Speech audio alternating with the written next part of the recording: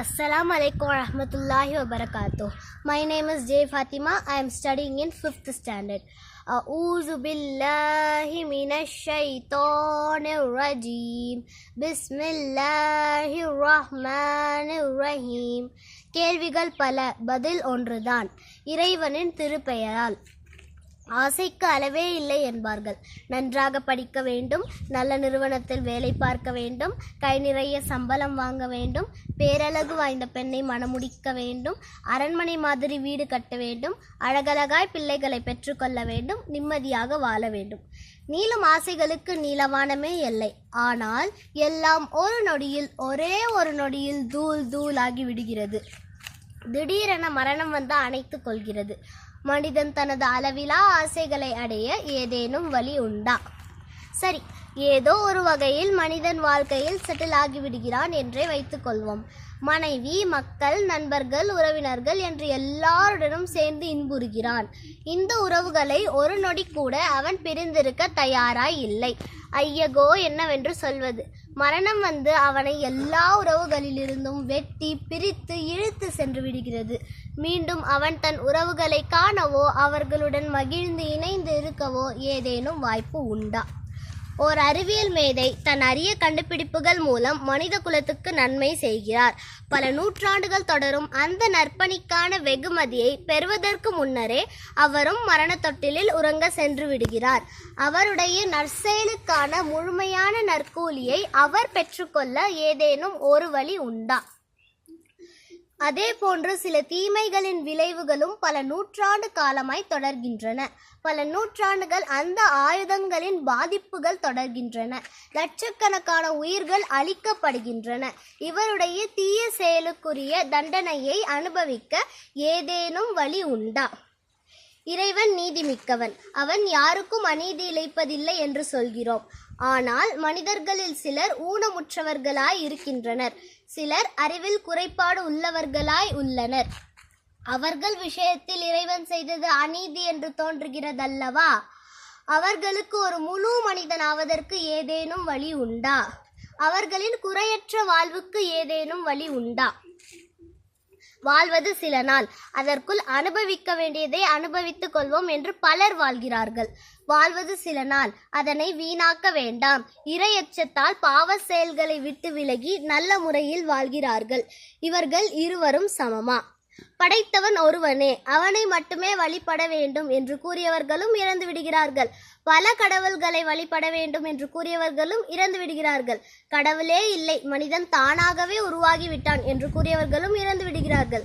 நானே கடவுள் என்று கூறியவர்களும் இறந்து விடுகிறார்கள். எது சத்தியம், எது அசத்தியம்? இவர்கள் அனைவரும் சமமா? வினாக்கள் வட்டமிடுகின்றன. கேள்விகள் இதயத்தை துளைக்கின்றன. செயல்களுக்குரிய முழுமையான கூலியை பெற்றுக்கொள்ள இந்த உலக வாழ்வு போதாது என்று நம் அறிவு சொல்கிறது. எது உண்மை, எது சத்தியம் என்று தெரிந்து கொள்ள இந்த உலக வாழ்வு போதாது என்று நம் மனம் சொல்கிறது. ஆகவே மரணம் மனித வாழ்க்கையின் முடிவல்ல. மரணத்திற்கு பின் இன்னொரு முடிவற்ற வாழ்க்கை இருக்க வேண்டும். மரணத்திற்கு பின் வாழ்க்கை இல்லை என்றால் நன்மைகளும் தீமைகளும் அர்த்தமற்றவையாகிவிடும். மனிதனுக்கு முழுமையான நீதி கிடைக்கும் வாய்ப்பே இல்லை என்றாகிவிடும். மேதைகளின் முடிவுகள் கூட ஈ எறும்புகளின் முடிவு போல் ஆகிவிடும். இறைவன் யார்? அவனை பார்க்க முடியுமா? வாழ்வு எதற்கு? மரணம் என்றால் என்ன? மரணத்திற்கு பின் மனிதனின் நிலை என்ன? மறுமை வாழ்க்கை இல்லை என்றால் இதனை போன்ற மனிதனை வாட்டி எடுக்கின்ற கேள்விகளோடு அவனும் ஈ எறும்பு போல் மண்ணோடு மண்ணாகி விட வேண்டியதுதான். இந்த பிரபஞ்சமே அர்த்தமற்ற செயலாகிவிடும். இறைவன் எப்படி ஒரு அர்த்தமற்ற செயலை செய்வான்? ஆக எல்லா செயல்களுக்கும் உரிய கூலியை வழங்கக்கூடிய இறுதி தீர்ப்பு நாள் ஒன்று இருந்தே ஆக வேண்டும்.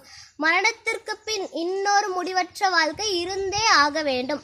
அர்த்தமுள்ள மறுமை வாழ்வு உண்டு என அழுத்தமாக கூறுகிறது குர்ஆன். சூரா நம்பர் 67 அல் முல்க் ஆயத் நம்பர் 2. இறைவன் மரணத்தையும் வாழ்வையும் ஏற்படுத்தினான். உங்களில் யார் மிக சிறந்த செயல் புரியக்கூடியவர் என்று உங்களை சோதிக்கும் பொருட்டு.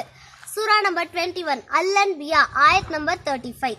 ஒவ்வொரு உயிரினமும் மரணத்தை சுவைத்தே தீரும். மேலும் நல்ல கெட்ட நிலைமைகளை தந்து நாம் உங்களை சோதித்து கொண்டிருக்கின்றோம். பிறகு நீங்கள் நம்மிடமே திரும்ப கொண்டு வரப்படுவீர்கள். சூரா நம்பர் 16 அன்-நஹல் ஆயத் நம்பர் 93. மறுமையில் உங்களுடைய செயல்கள் குறித்து உங்களிடம் திண்ணமாக கேள்வி கணக்கு கேட்கப்படும். சூரா நம்பர் 45 அல்-ஜாசியா ஆயத் நம்பர் 21. தீமைகளை செய்தவர்களையும் இறை நம்பிக்கை கொண்டு நற்செயல்கள் புரிந்தவர்களையும் இரு சாராரின் வாழ்வும் மரணமும் சமமாகும் விதத்தில் ஒன்று போல் ஆக்கிவிடுவோம் என்று எண்ணிக்கொண்டார்களா என்ன? இவர்கள் செய்யும் முடிவு எவ்வளவு கெட்டது.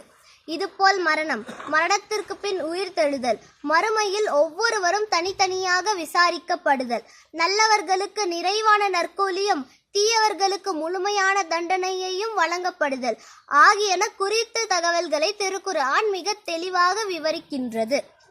சூரா நம்பர் 40 அல்-மூமின் ஆயத் நம்பர் 39. என் சமூகத்தினரே, இந்த உலக வாழ்க்கை சில நாட்கள் தாம், திண்ணமாக மறுமைதான் நிலையான தங்குமிடமாகும். ஆகவே வாழ்க்கையின் அர்த்தத்தை புரிந்து கொள்ள, மரணத்திற்கு பிறகு என்ன நடக்கும் என்பதை தெரிந்து கொள்ள நீங்கள் இறை நூலான திருக்குர்ஆனை படியுங்கள். அஸ்ஸலாமு அலைக்கும் வரஹ்மத்துல்லாஹி வபரகாத்துஹு.